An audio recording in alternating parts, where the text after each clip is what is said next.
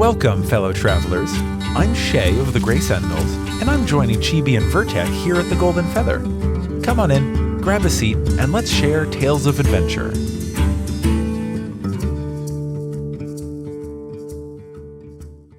But of course, the primary focus is our guest today, Shae.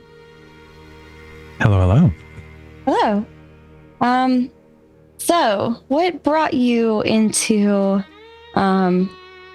Ashes of Creation?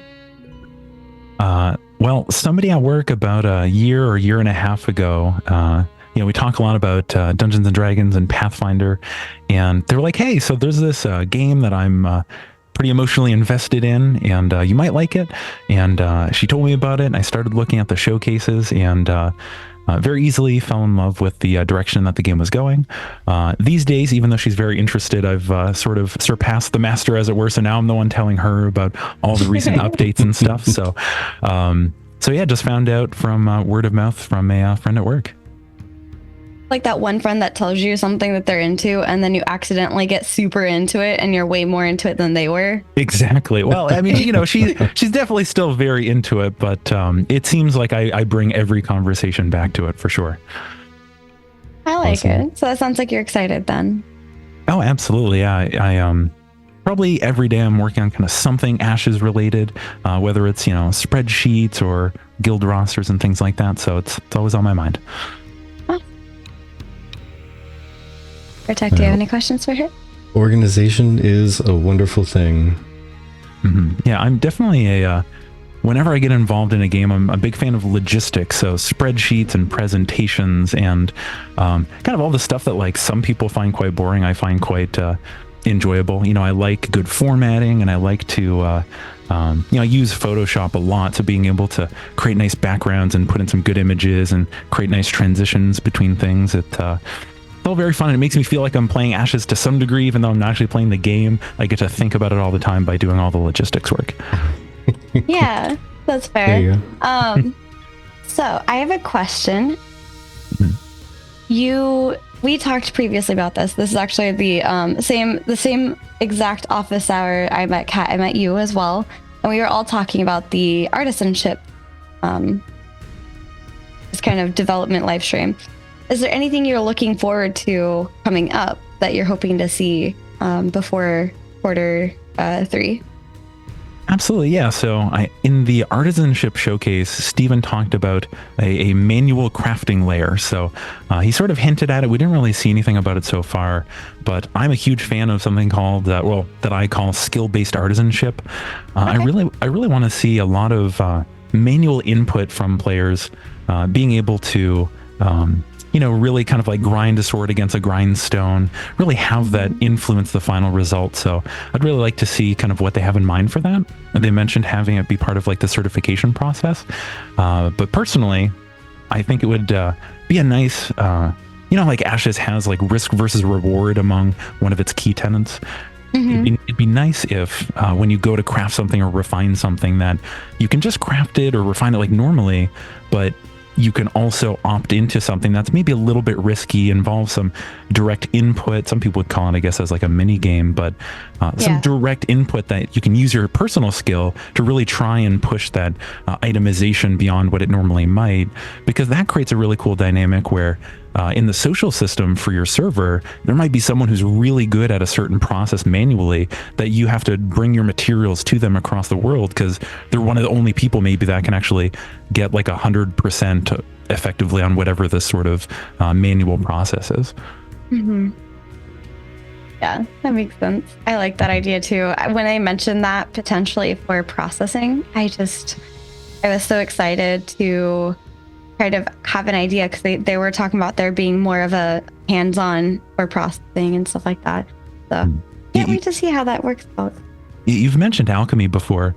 Yes. Yeah, like being able to add in potions at a certain speed or grind it down to a particular, nuanced fine level, that might be kind of fun, just having that immersion from that, but also maybe have some certain stats and abilities in that item that get altered based on how well you actually do with that.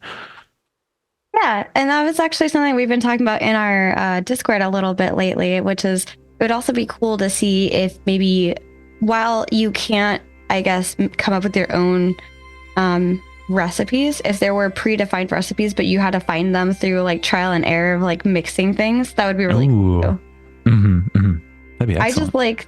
I like the whole figuring things out because, I mean, even with any other game, right? There's usually guides on how to do it. I just usually ignore those because I mean, I want to know how to do the thing, but I usually like the exploring part of figuring it out myself.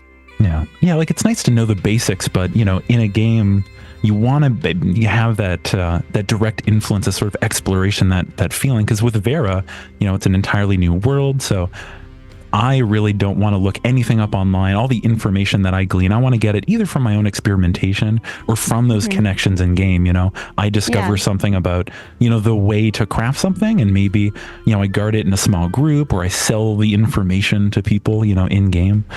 That could be great. Yeah, I can see that. Definitely going to be a lot of keeping secrets to people's selves in this game. Absolutely. Yeah, I'm a big fan of the idea of being able to have like discoverable recipes too. That'd be neat. Absolutely. Yeah. And they showed some of the customizability of the recipes. You know, the end of the artisanship stream was kind of the closest we've seen so far, being able to involve, you know, different materials to alter the end result. I would imagine they're going to have to be very careful not to homogenize that system too much, because they probably want each recipe to feel distinct.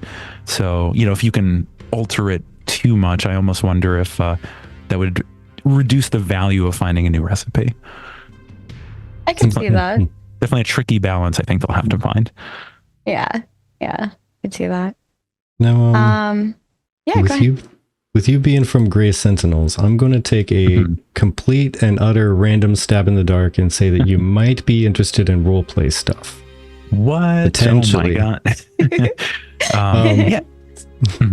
Well, the question was going to be, what game have you played that you feel has been the best fit so far for those who like to get heavier into roleplay, and what specifically about that game made it that way? Really good question. So this is gonna feel like a cop-out. Please don't get mad at me. I think you're gonna be so angry. Oh, okay. So any game that has those social connections is totally ripe for role play. It doesn't have to be, you know, fleshed out with different animations. It doesn't have to be. It can really just be any game with a chat that you can sort of RP in.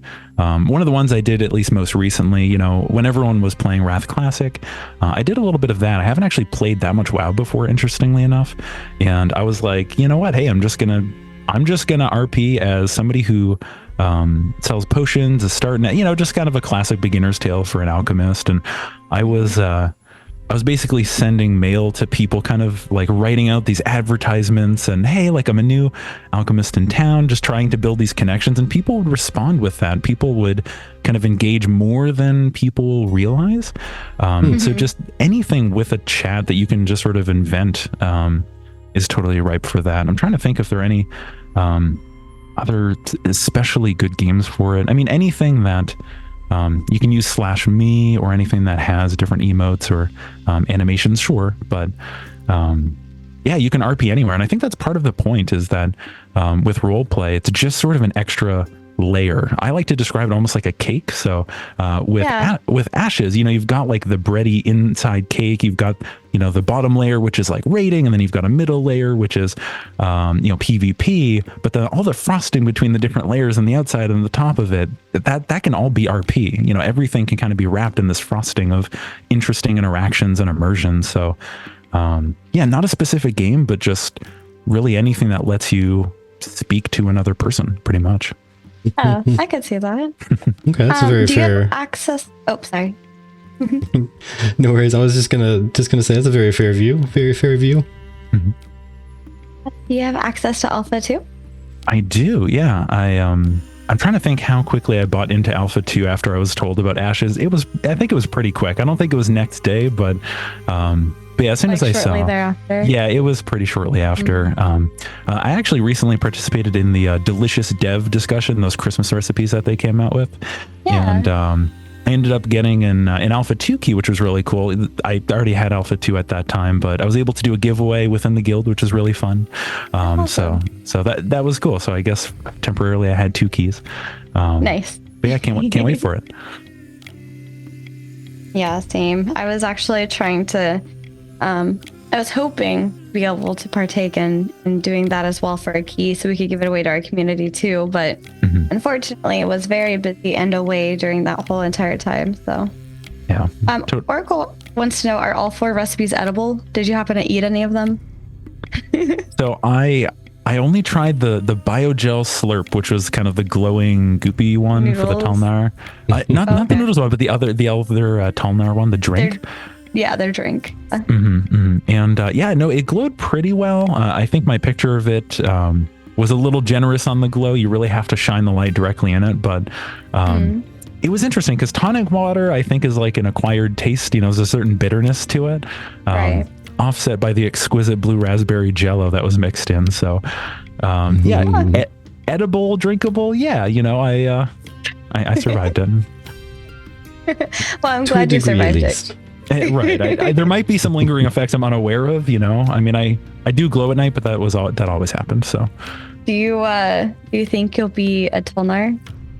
Not myself. So, Okay. My girlfriend is definitely going to be a Talnar, but myself, definitely a Pyre. Although I said Pyre for a long time. I'm still not sure about the official pronunciation. Pyre. Pyre, Right. I thought so. Okay. Yeah, so Don't I'm worry. definitely... Oh, no, go ahead. I was just going to say, I'm going to go Pyre, but I'm hoping that they have some variation on skin tone, because as you can probably see on screen, my character's backstory is meant to be half Pyre, half Vec, so they're supposed to have kind of some coloration to their skin, sort of like a periwinkle. So I'm hoping that Pyre has some diversity in terms of the tone in the end. Yeah, Nice. I was just going to say earlier that you were definitely not alone in the mispronunciation. I did that for probably 6 months. I might still away. use it. Yeah, I might still say pi. Wait, I almost said pi. Pyre. I don't know. I don't even know what my wrong pronunciation was. I think Pyre, I guess, was the wrong one. But yeah, I think mine was Parai or Paray or something like that. now the real question is it a capital R or a lowercase r? I do believe it's capital. Okay, I've seen a mixture. I think it is uppercase, but I tend to be lazy and just type everything in lowercase.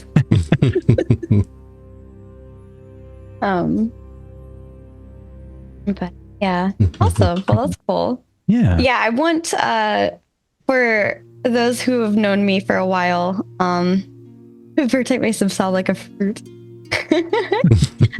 For those who've known me for a while, I want glowing antlers or branchlers. I want to be able to have bioluminescent branchlers. Branchlers? I haven't heard that term before. Is that an official term? That's what the community has deemed the antlers for the Pyre. Yeah. That's key knowledge that I was missing until this very moment. So thank you for that. You're welcome. Yeah. I absolutely forget who coined it, but it was definitely somebody that just saw it and said they're like antlers, but they're branchlers. It makes total sense. Like I can't believe I haven't just had that amalgamation before.